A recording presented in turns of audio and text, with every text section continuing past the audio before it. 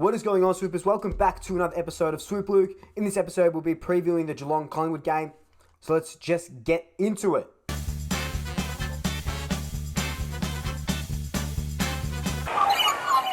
Before we do just get into it, be sure to follow me on all my social media accounts. They'll be popping up down below. If you are a new Swooper, welcome. Thank you so much for joining us. Hit that subscribe button and hit that notification bell so you can get notified whenever I release these videos. But if you are a returning Swooper, thank you much for joining me. There's about 1,819 or 1,820 of you, and I love every single one of you. Remember, we get to 2,000, I give away a jumper.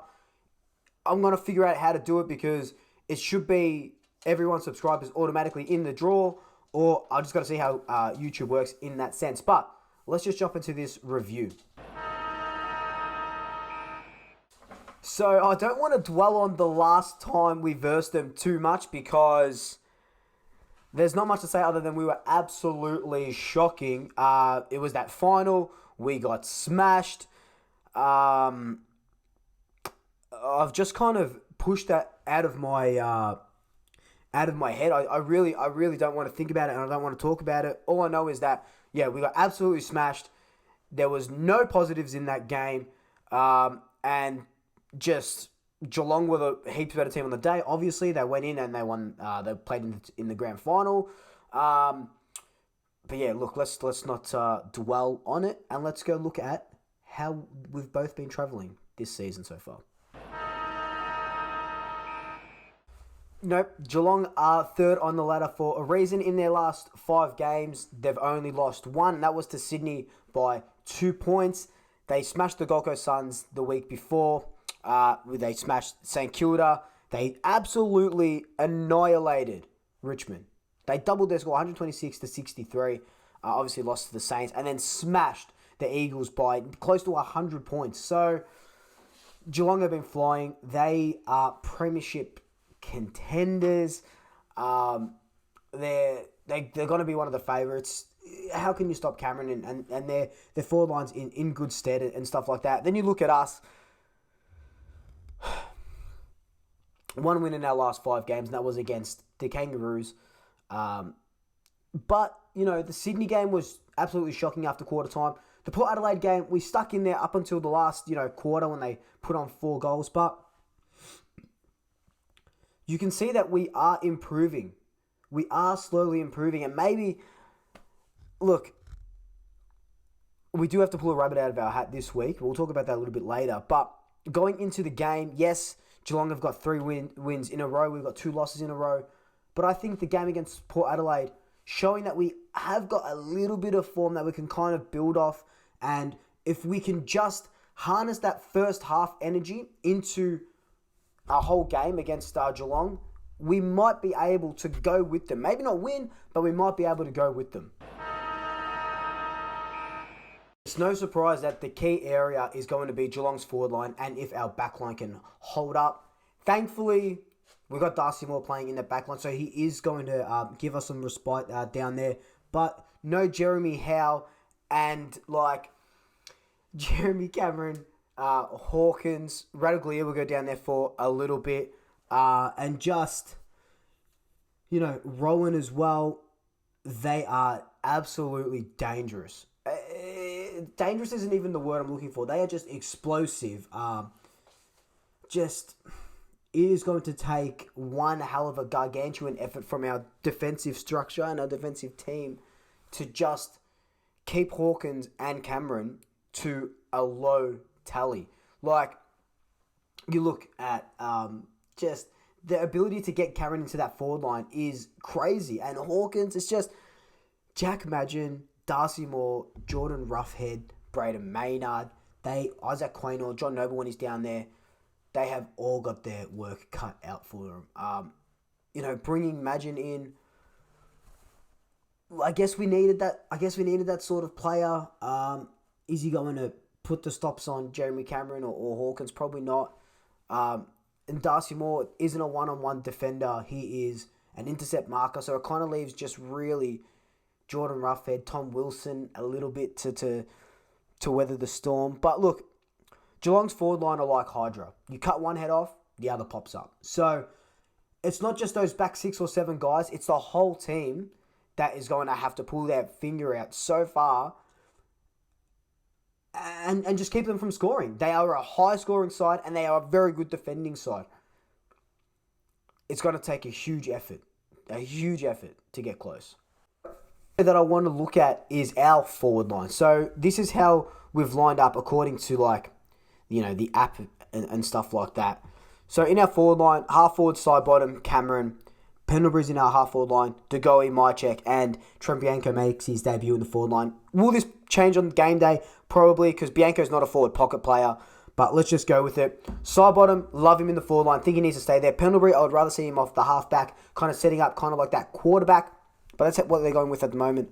De Goey, Mychek, Cameron. They're pretty much our only 3 recognised forwards because Will Hoskinelli is playing on the wing.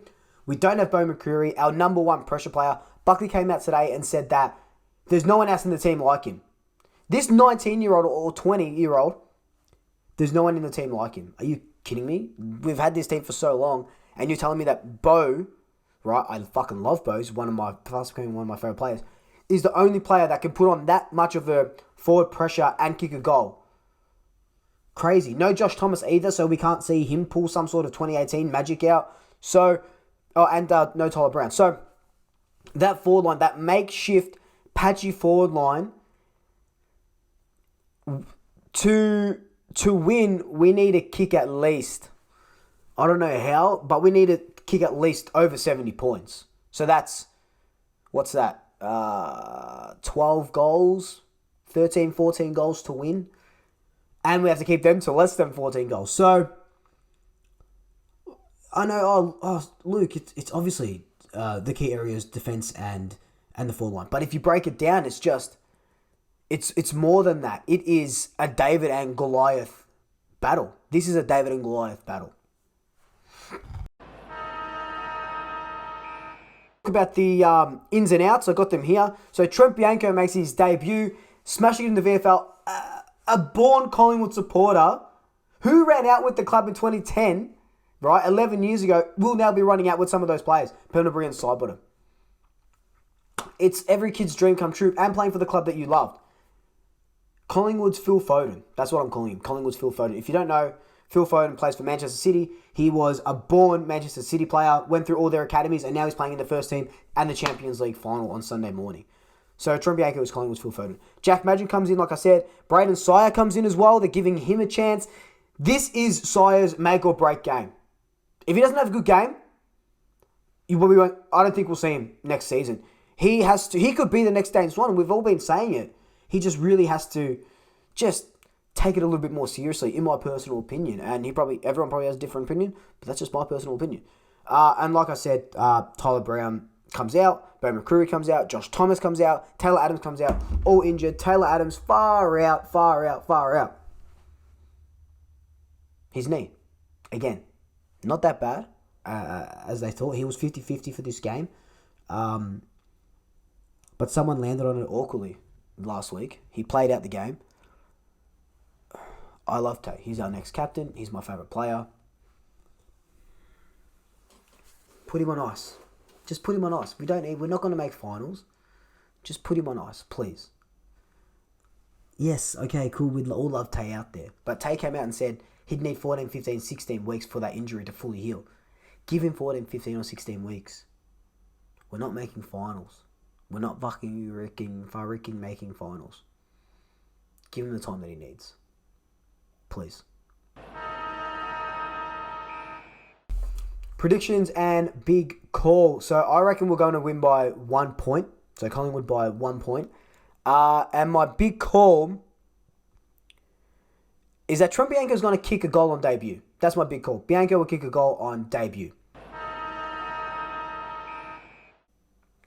So, like I've been saying, David and Goliath battle. This is a huge game. Not because it's, in terms of our season, but for the last couple of weeks, we've been building that first quarter against Sydney. Most of the game, like we'll say 3.5 quarters of that Port Adelaide game, the Kangaroos game, we've been slowly building. If we can give 3 quarters of very good effort against Geelong, I'd be really happy with that. Obviously, I want to win. And obviously, I can make reasons, or I've been making reasons of why we can win. But David and Goliath battle. Geelong might go in too cocky. We might be able to scrape something by. I really do want it to be a close game and not a repeat of the final last year. Please, for the love of God, let it not be a repeat of the final. Anyway, let me know your predictions down below. As always, I love to read them. I'll comment on them when I can. But in the meantime, like, comment, subscribe. Tell your family, tell your friends, tell your pets. And until next time, double shackers. I'll swoop you later. Ooh la la.